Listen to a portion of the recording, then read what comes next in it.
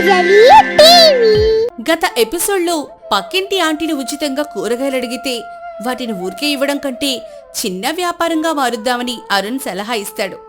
అంజలి విత్తనాలు, మట్టి, కుండీలతో కలిపి గ్రో ప్యాకెట్స్ అమ్మే అద్భుతమైన ఐడియా ఇస్తుంది. దానికి శకుంతల అంజలి ఆర్గానిక్ ఫార్మ్స్ కి మేనేజర్గా బాధ్యతలు తీసుకుంటుంది. అలా ఉండగా మరుసటి రోజు ఉదయం సమయంలో రాఘవయ్య గారి ఇల్లు ఒక చిన్న కార్పొరేట్ ఆఫీసులో మారిపోయింది. శకుంతల తలస్నానం చేసి పట్టుచీర కట్టుకుని సోఫాలో దర్జాగా కూర్చుంది. ఆమె ముందు ఒక పెద్ద లెడ్జర్ బుక్, పెన్ను ఉన్నాయి. రాఘవయ్య న్యూస్ పేపర్ పక్కన పెట్టి ఆమెని వింతగా చూస్తున్నాడు. వంటగదిలో అంజలి పనులు చేసుకుంటోంది. అరుణ్ ల్యాప్టాప్లో ఏదో టైప్ చేస్తున్నాడు. ఏవండే అరుణ్ బాబు, ఆ వాట్సాప్ మెసేజ్ డ్రాఫ్ట్ రెడీ అయిందా లేదా? నేను మేనేజర్గా ఛార్జ్ తీసుకుని 10 నిమిషాలు అవుతోంది. ఇంకా ప్రమోషనల్ మెటీరియల్ రెడీ అవ్వలేదేంటి? పట్నం కార్పొరేట్ స్పీడ్ అంటే ఇదేనా? అమ్మా, నీ ఉత్సాహం చూస్తుంటే టాటా అంబానీలు కూడా భయపడేలా ఉన్నారు. ఇదిగో మెసేజ్ రెడీ చేశాను. శకుంతల అంజలి ఆర్గానిక్ ఫార్మ్స్ వారి నూతన సమర్పణ. మీ బాల్కనీలను, మేడలను నందనవనంగా మార్చుకోండి. తాజా విషరహిత ఆర్గానిక్ కూరగాయల గ్రో బ్యాగ్స్ ఇప్పుడు మన అపార్ట్మెంట్స్ లోనే లభ్యం. ఒక కిట్ ధర 250 రూపాయలు మాత్రమే. మట్టి, విత్తనాలు, ఎరువుతో సహా. ముందొచ్చిన వారికి ముందు ప్రాధాన్యత. ఆర్డర్ల కొరకు కాంటాక్ట్ చేయండి. శకుంతల మేనేజర్. అరే భలే ఉందిరా అడ్వర్టైజ్మెంట్. కాకపోతే ఆ కింద మేనేజర్ అని కాకుండా సిఇఓ అని పెడితే మా ఆవిడ ఇంకా సంతోషిస్తుంది. అయినా ఈ వయసులో ఈ బిజినెస్లు గోళ మనకు అవసరమా శకుంతల? మీరు ఊరుకోండి. ఆ పక్కింటి లలిత మీనాక్షి ఊరికే వచ్చి కూరగాయలు కోసుకొని పోతుంటే నా గుండె తరుక్కుపోయింది. మన కోడలు కష్టపడి పెంచితే ఫ్రీగా తినేస్తారా?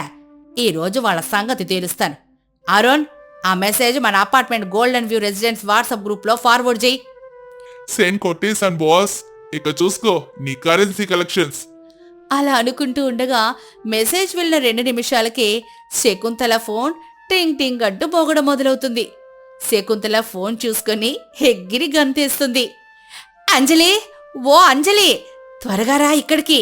బోని కొట్టేశామే. 5వ ఫ్లోర్లో ఉండే సుజాత ఆంటీ 5 కుండీలు కావాలని అడిగింది.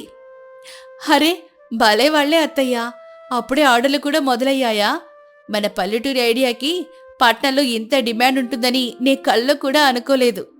అలా అనుకుంటూ ఉండగా సరిగ్గా అప్పుడే పక్కింటి లలిత, మీనాక్షి హడావిడిగా తలుపు కొట్టుకుంటూ వస్తారు. ఇద్దరి ముఖాల్లో కంగారు, ఉత్సాహం కనిపిస్తాయి. ఏంటి శకుంతల ఆ వాట్సాప్ మెసేజు? నిజంగానే కుండీలు అమ్ముతున్నావా? నిన్న మీ ఇంటి కూరగాయలతో వంట చేశాను. మా ఆయనకు అసలు నమ్మకమే కలగలేదనుకో. ఇంత రుచిగా ఉందేంటి, హోటల్ నుంచి తెప్పించావా అని అడిగాడు. నాకు వెంటనే ఒక 10 కుండీలు కావాలి. అవును లలిత, మా కోడలకున్న వ్యవసాయ నాలెడ్జ్ని అందరికీ పంచాలని నేను డిసైడ్ అయ్యాను. 10 కుండీలంటే 2500. ఫోన్పే చేస్తావా, క్యాష్ ఇస్తావా? నాకైతే 15 కుండీలు కావాలి శకుంతల. మా బాల్కనీ చాలా పెద్దది. అందులో టొమాటాలు, ఆకుకూరలు, వంకాయలు అన్నీ ఉండాలి. లలిత బాల్కనీ కంటే నా బాల్కనీ పచ్చగా కనిపించాలి. ఇదిగో 15 కుండీలకి అడ్వాన్సు. అంజలి, మీనాక్షి గారికి 15, ఆ లలిత గారికి 10, సుజాత గారికి 5, మొత్తం 30 ఆర్డర్లు వచ్చాయమ్మా. ఒకసారి నువ్వు ఈ బుక్లో రాసుకో. అలాగే అత్తయ్య. లలిత ఆంటీ, మీనాక్షి ఆంటీ, కేవలం డబ్బులు ఇవ్వడమే కాదు, వాటిని ఎలా చూసుకోవాలో నేను మీకు ఒక చిన్న క్లాస్ లాగా చెప్తాను. రోజుకి ఎంత నీళ్లు పోయాలి, పురుగొస్తే వేప నూనె ఎలా కొట్టాలి అన్నీ వివరిస్తాను, సరేనా? అలాగే అంజలి, నీలాంటి కోడలు రావడం శకుంతల అదృష్టం. సరే, మేం మధ్యాహ్నం వచ్చి కిట్స్ తీసుకుంటాం. అలా అంటూ వాళ్ళు వెళ్ళిపోగానే శకుంతల రాఘవయ్య దగ్గరికెళ్ళి గర్వంగా కాలరెగరేస్తుంది. చూసారా నా మేనేజ్మెంట్ స్కిల్స్? అరగంటలోనే 30 ఆర్డర్లు తెచ్చాను. ఇంకా లేవండి. మీరు అరుణెళ్ళి నర్సరీ నుంచి ఇంకో 100 గ్రో బ్యాగులు, ఒక 10 బస్తాల కోకో పిట్టు, 5 బస్తాల వర్మీ కంపోస్టు తీసుకురండి. ఈ వీకెండ్ మనకి ఫుల్ పనుంది. అమ్మా, నన్ను చంపేయ్. మళ్ళీ ఆ మట్టి బస్తా నేనే మొయ్యాలా? నేను సాఫ్ట్వేర్ ఇంజనీర్ అమ్మా, అమ్మాలివ్వండి కాదు. నా నడు విరిగిపోతుంది. అయ్యో మీరు ఊరుకోండి, ఆయనకు నేను సాయం చేస్తానులేండి. ఆయన మట్టి మోస్తే నేను సాయంత్రం ఆయనకి ఇష్టమైన గోంగూర పచ్చడి, వేడి వేడి అన్నం చేసి పెడతాను. అయితే ఓకే, ఈ కాంప్రమైజ్ కి నేను రెడీ. మీ గోంగూర పచ్చడి కోసం 100 బస్తాలైనా మోస్తాను. పదనాన్నా, నర్సరీకి వెళ్ళిపోదాం. అలా శకుంతల, అంజలి ఆర్గానిక్ ఫార్మ్స్ ప్రయాణం ఉత్సాహంగా మొదలవుతుంది. ఆ వీకెండ్ మొత్తం అంజలి, అరుణ్, అర్చన, రాఘవయ్య అందరూ కలిసి మట్టి కలపడం, విత్తనాలు నాటడం, బ్యాగులు ప్యాక్ చేయడంలో మునిగిపోతారు. అర్చన ఈ ప్రాసెస్ అంతా వీడియో తీస్తూ యూట్యూబ్లో పెడుతుంది. శకుంతల కుర్చీలో కూర్చొని అందరితో పని చేయిస్తూ సూచనలు ఇస్తూ ఉంటుంది. హలో గాయ్స్, చూస్తున్నారు కదా మా ఇంట్లో ఫ్యామిలీ బిజినెస్ ఎలా నడుస్తుందో. మా వదిన గారు మాకు సీఈఓ, మా అమ్మగారు మేనేజర్. ఈ కిడ్స్ అన్ని ఇప్పుడు మా అపార్ట్మెంట్లోని ప్రతి ఫ్లాట్కి వెళ్ళబోతున్నాయి. పట్నంలో పల్లెటూరు కోడలు తెచ్చిన ట్రెండ్ ఇది. ఏంటి ఆ కెమెరా పెట్టుకుని తెగ వాగేస్తున్నావు? మట్టిలో నీళ్ళ శాతం సరిగా ఉందో లేదో చూడు. కస్టమర్లకి క్వాలిటీ ఇవ్వకపోతే నా బ్రాండ్ ఇమేజ్ దెబ్బతింటుంది. అంజలి, ఆ టొమాటో విత్తనాలు నాటు రకమే కదా? అవునత్తయ్య, మా నాన్నగారు ఊరి నుంచి పంపించిన స్వచ్ఛమైన దేశవాళీ విత్తనాలు. ప్రతి కుండీలో ప్రేమను కూడా కలిపి నాటుతున్నాను. ఖచ్చితంగా బ్రహ్మాండంగా మొలుస్తాయి. ఆ రోజు సాయంత్రానికి ఆర్డర్ చేసిన వాళ్ళందరికీ గ్రో బ్యాగ్స్ డెలివరీ చేస్తారు. అంజలి ప్రతి ఒక్కరికి మొక్కల్ని ఎలా పెంచాలో ఎంతో ఓపిగ్గా వివరిస్తుంది. అలా ఆ రోజుతో మొదలైన వాళ్ల ప్రయాణం నెల రోజుల్లోనే అపార్ట్మెంట్ రూపురేఖల్ని మార్చేస్తుంది. ప్రతి ప్లాట్ బాల్కనీలో పచ్చని మొక్కలొస్తాయి. వాట్సాప్ గ్రూప్లో గుడ్ మార్నింగ్ మెసేజ్లకు బదులు మా వంకాయ పూతకొచ్చిందని, మా టొమాటో రంగు తిరిగింది అంటూ ఫోటోలు రావడం మొదలవుతుంది. అలా ఒక 6 నెలలు గడిచిపోతాయి. ఒకరోజు ఉదయం సమయంలో అపార్ట్మెంట్ సెక్రటరీ రావు గారు, మరి కొంతమంది కమిటీ సభ్యులు రాఘవయ్య గారింటికి వస్తారు.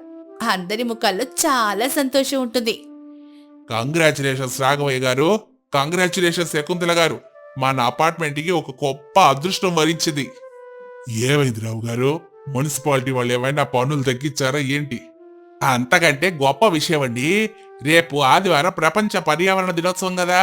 మన జిహెచ్ఎంసీ వాళ్ళు నగరంలో అత్యుత్తమ పర్యావరణ హిత అపార్ట్మెంట్ల జాబితా తయారు చేశారు. అందులో మన గోల్డెన్ వ్యూ రెసిడెన్స్ కి మొదటి బహుమతి వచ్చింది. మొదటి బహుమత మనకా? ఎందుకు? ఇదంతా మీ కోడల అంజలి చలవేనండి. ఆమె మొదలుపెట్టిన ఈ టెర్రస్ గార్డెన్ స్ఫూర్తితో ఇప్పుడు మన అపార్ట్మెంట్ లో ఉన్న 50 ఫ్లాట్లలోనూ ఆర్గానిక్ మొక్కలున్నాయి. ఏ బాల్కనీ చూసినా పచ్చగా కళకళలాడుతోంది. మన చెత్తను మనమే కంపోస్ట్ చేసుకుంటున్నాం. ఇది గమనించిన అధికారులు రేపు సాయంత్రం ఇక్కడికే వచ్చి మేయర్ గారి చేతుల మీదుగా అవార్డు ఇస్తామని చెప్పారు. దీనికి కారణమైన అంజలి గారిని ప్రత్యేకంగా సత్కరిస్తారట. Wow Anjali, that's amazing. ఒక చిన్న ఐడియాతో నువ్వు మన అపార్ట్మెంట్కి అవార్డు తెచ్చావు. I'm so proud of you Anjali. ఇదంతా నేనొక్కదాన్నే చేయలేదండి. అత్తయ్య మేనేజ్మెంట్, మావయ్య ప్రోత్సాహం, మీ అందరి కష్టం వల్లే ఇది సాధ్యమైంది. అలా ఉండగా మరుసటి రోజు సాయంత్రం సమయంలో అపార్ట్మెంట్ కింద పచ్చని తోరణాలతో స్టే చేశారు. జీహెచ్ఎంసీ అధికారులు, మేయర్ గారు వచ్చారు. అపార్ట్మెంట్ వాసులంతా ఆనందంగా సమావేశమయ్యారు. మేయర్ గారు రాఘవయ్య కుటుంబాన్ని స్టేజ్ మీదకి పిలుస్తారు.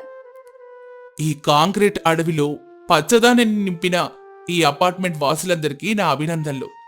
ముఖ్యంగా ఒక పల్లెటూరు నుంచి వచ్చి తనకున్న వ్యవసాయ పరిజ్ఞానాన్ని పట్నం వాసులందరికీ పంచి ఆరోగ్యాన్ని, ఆనందాన్నిస్తున్న అంజలి గారికి, ఆమెను ప్రోత్సహించిన ఆమె అత్తగారు శకుంతల గారికి ప్రత్యేక కృతజ్ఞతలు. ఈ ₹1,00,000 చెక్ మరియు అవార్డుని వారికి అందజేస్తున్నాను. అది వినగానే అందరూ చప్పట్లు కొడతారు. మేయర్ గారు మైకుని శకుంతల చేతికి ఇస్తారు. నమస్కారం. నిజం చెప్పాలంటే ఒకప్పుడు నాకు మట్టన్నా, పేడన్నా, ఆఖరికి పల్లెటూరన్నా ఒక రకమైన చిన్న చూపుండేది. కానీ నా కోడలు అంజలి ఇంట్లో కడుగెట్టాక నా ఆలోచన మారింది. కూరగాయలకు కూడా ప్రాణం ఉంటుందని, ఆ ప్రాణాన్ని మన చేతులతో పెంచుకుంటే వచ్చే ఆనందం కోట్లిచ్చినా రాదని తను నేర్పించింది. ఇప్పుడు ఈ పట్నంలో పల్లెటూరి కోడలు మా ఇంటికే కాదు, ఈ అపార్ట్మెంట్ మొత్తానికి ఒక అన్నపూర్ణ లాంటిది. ఇదంతా నా కోడలి ఘనతే. అది విన్నాక శకుంతల మాటలకు అంజలి కళ్ళమ్మట ఆనంద బాష్పాలొస్తాయి. అంజలి వెళ్లి తన అత్తగారిని హత్తుకుంటుంది. రాఘవయ్య, అరుణ్, అర్చన ఆనందంగా చప్పట్లు కొడతారు. పక్కింటి లలిత, మీనాక్షి కూడా సంతోషంగా వాళ్ళని అభినందిస్తారు. అప్పుడు అంజలి మైక్ తీసుకొని, అందరికీ ధన్యవాదాలు. నేలతల్లికి మనం కొంచెం ప్రేమని చూపిస్తే ఆమె మనకు 100 రెట్లు ఆరోగ్యాన్ని, ఆనందాన్ని తిరిగిస్తుంది. మీరు కూడా మీ ఇంట్లో కనీసం ఒక చిన్న కుండీలో అయినా ఒక మొక్కని పెంచండి.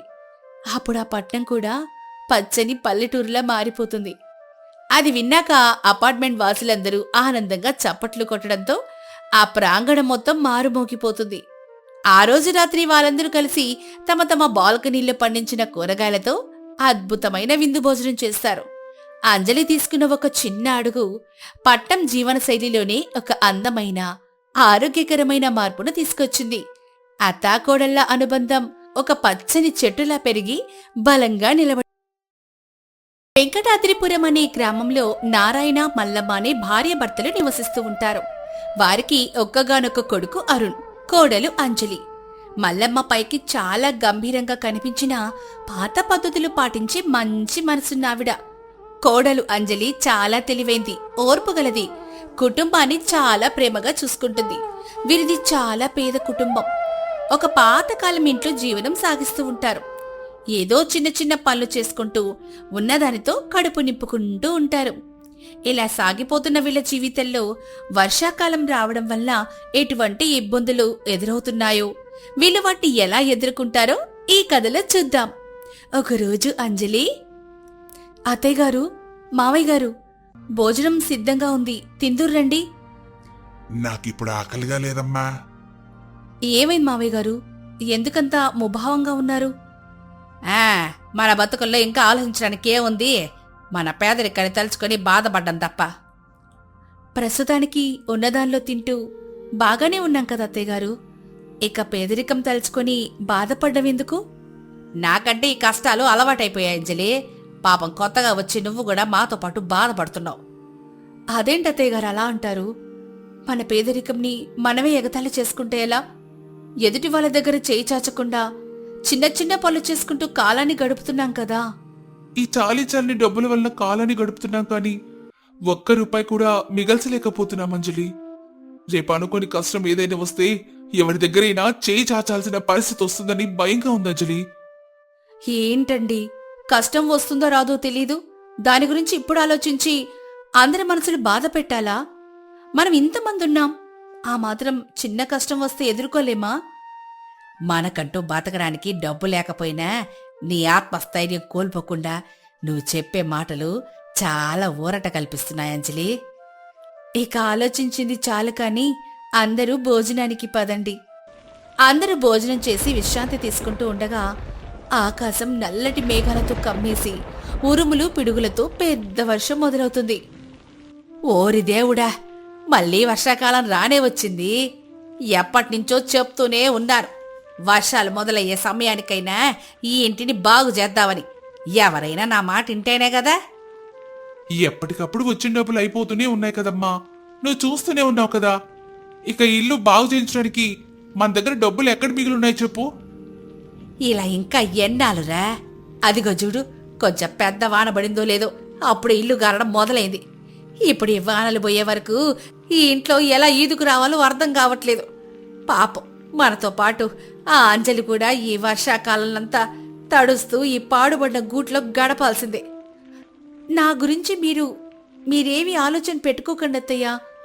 మీరందరూ ఎక్కడుంటే నేను అక్కడే ఉంటాను. ఇంతలో వర్షం ఉద్రిక్తత బాగా ఎక్కువవుతుంది. వాళ్ళు నివసిస్తున్న ఇంటి పైకప్పు లేచిపోతుంది.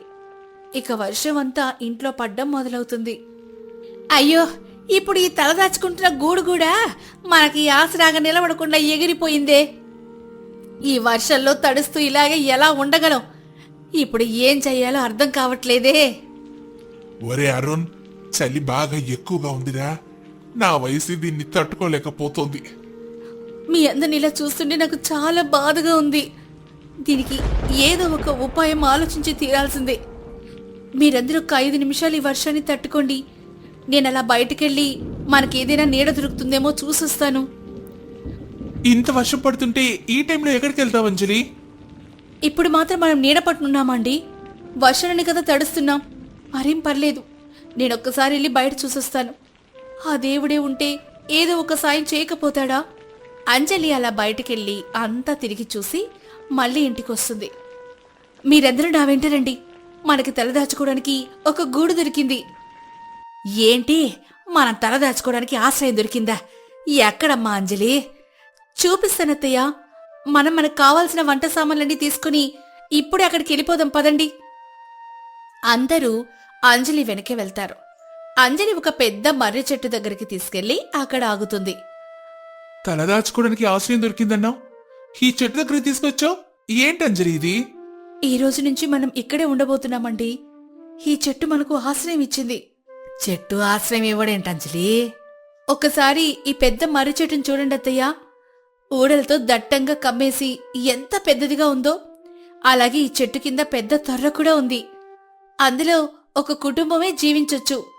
మన వాళ్ళలో తడుస్తూ ఉండడం కంటే ఇది చాలా మేలు కదా అత్తయ్య. ఆ దేవుడే సమయానికి ఈ చెట్టు రూపంలో వచ్చి ఆదుకున్నాడనుకుంటా. ఇక అందరూ లోపలికి పదండి.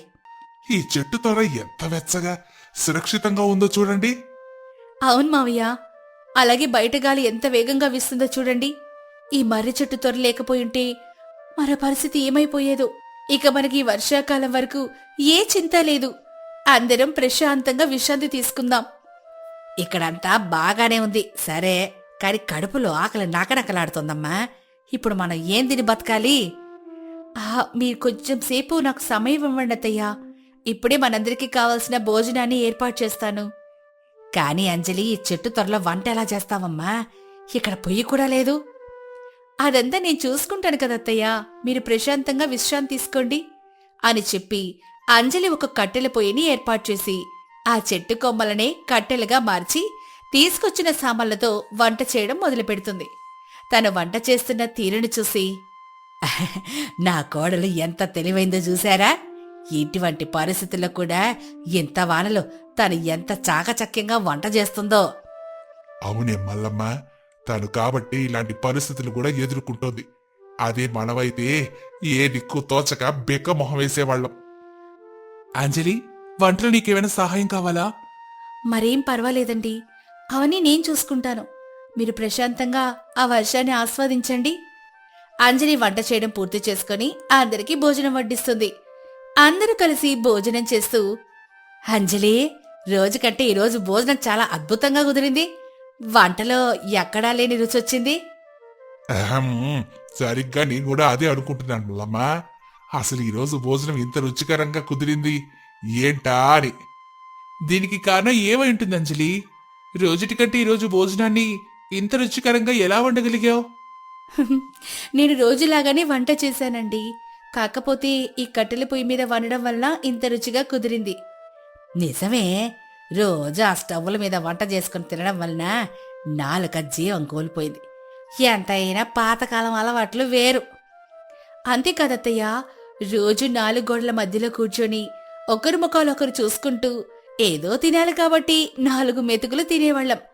కానీ ఈరోజు మాత్రం అలా బయట వర్షం పడుతూ ఉంటే, ఆ చల్లటి గాలి మన ఒంటికి తాకుతూ ఉంటే, ఆ చెట్టు ఆకుల నుంచి రాలే ఆకుల నీటి శబ్దం, వర్షం కారణంగా పారుతున్న ఆ నీటి ధార, ఏదో ఒక కొత్త ప్రపంచంలో ఉన్నట్లు మనసంతా ప్రశాంతంగా ఉంది. అందుకే తింటున్న భోజనం కూడా అంత అద్భుతంగా ఉంది. నువ్వు చెప్తున్నది నిజమే అంజలి. ఈ వాన జల్లు ఒంటికి తాకుతూ ఉంటే శరీరం అంతా బరువు దించుకున్నట్లు, ఏదో మనశ్శాంతిగా తేలికపాటి గాల్లో తేలుతున్నట్లు చాలా హాయిగా ఉంది. ఆ హాయిని అలాగే ఉంచుకొని ప్రశాంతంగా భోజనాన్ని పూర్తి చేయండి. అందరూ భోజనం పూర్తి చేసుకుని ఆ చెట్టు తొర్రలో కూర్చొని మాట్లాడుకుంటూ, చూశారండి నా కోడలు తెలివితేటలు. కష్టకాలంలో మనందరికీ ఒక నీడ చూపించింది. ఆకలనగానే అన్నపూర్ణాదేవిలా మారి మనందరికీ ఆకలి తీర్చింది.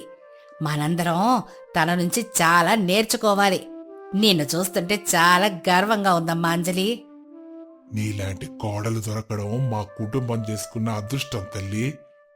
తెలుసో తెలియకో నేనెప్పుడైనా కష్టపెట్టుంటే మమ్మల్ని క్షమించు అంజలి. హరే, ఏమైంది మీ అందరికీ? ఇప్పుడు నేనేం చేశానని మీరందరూ నన్ను ఇంతలో పొగుడుతున్నారు? మీరేంటండి కొత్తగా కష్టపెట్టుంటే క్షమాపణలని మాట్లాడుతున్నారు? ఇలా మాట్లాడి మీరు అందరూ నన్ను పరాయిదాన్ని చేస్తున్నారా? అయ్యో, అపార్థం చేసుకోకమ్మా. మేమందరం ఎప్పుడు వర్షాకాలం వచ్చినా ఎటు పోవాలో తెలియక అదే గుట్లో తడుచుకుంటూ బతికేవాళ్ళం. ఒక్కసారిగా నువ్వు వాన చినుకులు మా మీద పడకుండా ఒక మంచి నీడని ఏర్పాటు చేసి ఏ కష్టం తెలియకుండా కడుపు నిండా భోజనం పెడితే నిన్ను ఎలా మెచ్చుకోవాలో తెలియక మా అందరి ఆనందాన్ని ఇలా మాటల రూపంలో బయట పెట్టావు. అంతేగాని నువ్వు పరాయి దానివేందమ్మా. మా సొంత కూతురున్నా కూడా మా కోసం ఇన్ని చేసేది కాదు. అత్తయ్యా, మీకిలాంటి మాటలు అస్సలు సెట్ అవ్వట్లేదు. ఎందుకంటే మీరు పైకి చాలా గంభీరంగా కనిపిస్తారు. మీ మనసు చూడండి ఎంత వెన్నపూసలాగా కరిగిపోతుందో. అయినా నన్ను మీ కూతురుతో పోల్చినందుకు నేను మీకు కృతజ్ఞతలు తెలపాలి. ఇలాంటి కుటుంబం దొరకడం నా అదృష్టం. సరే సరే, మన మాటలు ఇంతటితో ఆపేసి బయటంతా బాగా వర్షం పడుతుంది. మీ అందరితో కలిసి వర్షంలో తడవాలనిపిస్తుంది. మీరు నాకు సహకరిస్తారా? నేను కూడా నా చిన్నప్పుడెప్పుడో నా స్నేహితులతో కలిసి వర్షంలో ఆడుకునేదాన్ని. ఇప్పుడు నా కోడలే నన్ను అడుగుతుంటే కాదంటానా? అయితే అందరూ కలిసి నాతో రండి. ఈ సంవత్సరం మొదటి వర్షాన్ని కష్టకాలం తీసుకొచ్చింది అనుకోకుండా ఆనందంగా ఎంజాయ్ చేసి మన జీవితంలో గుర్తుండిపోయే రోజుగా మార్చేసుకుందాం. అలా అంజలి కుటుంబం బయటపడుతున్న వర్షంలో తడుస్తూ ప్రేమానురాగాల వెచ్చదనంతో నిండిపోతుంది. మరి ఈ కథ ద్వారా మనం తెలుసుకున్న నీతేంటో తెలుసా? అలా వాళ్ళ కుటుంబంలాగే మనందరం కూడా కష్టకాలాన్ని కూడా ఇష్టకాలంగా మార్చుకొని ఆనందాన్ని అనుభవించాలి.